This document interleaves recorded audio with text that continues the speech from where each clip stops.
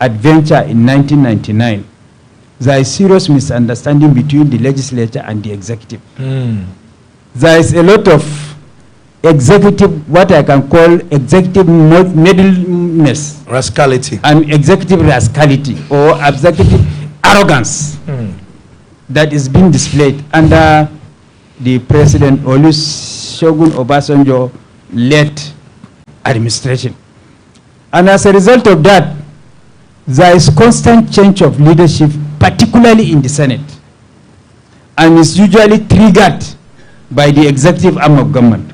So Senator Chuba Okadibo, who was of blessed memory, who was the Senate President then, caused an amendment to the rules of the Senate that for all proceedings in the Senate, it is only the Senate President that is going to preside.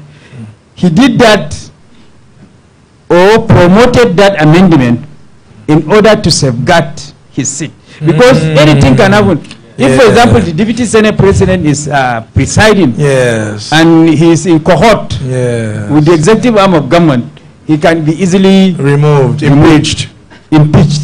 So that is the genesis, the historical genesis behind what brought about the difference between what is obtainable as per the rules of the Senate and as per the rules of the House of Representatives. Because during that time, the House of Representatives is much more stable because of the firm leadership given by Senator Gali Umar Naaba, also blessed memory.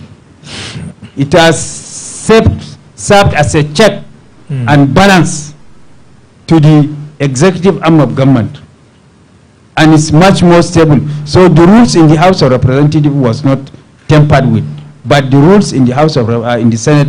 So that is the historical genesis behind the difference in these two rules. But largely, what applies in the Senate, mutatis mutandis, applies in the House of Representatives. Mutatis mutandis. You know, when a man is a lawyer, is a learned fellow. I'm sorry for those of you that studied medicine, biology, chemistry, accountancy. When lawyers are talking, you need your Latin dictionary.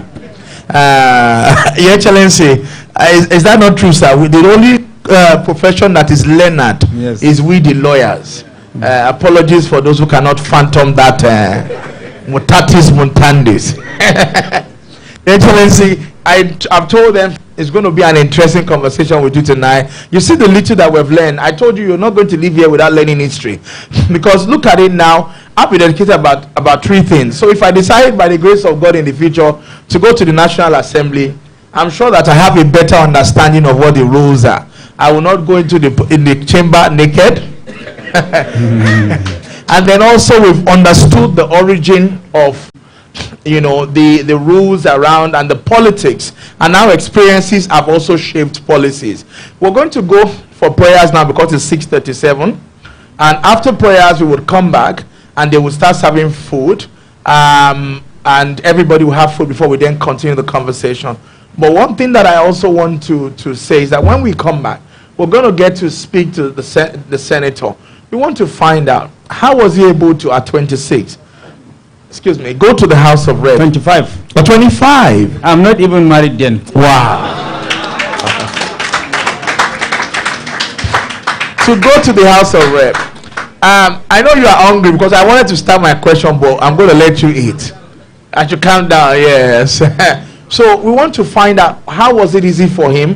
What are the lessons? Because a lot of young people here want to be House of Assembly member in the coming election. They want to go to House of Reps in the coming election.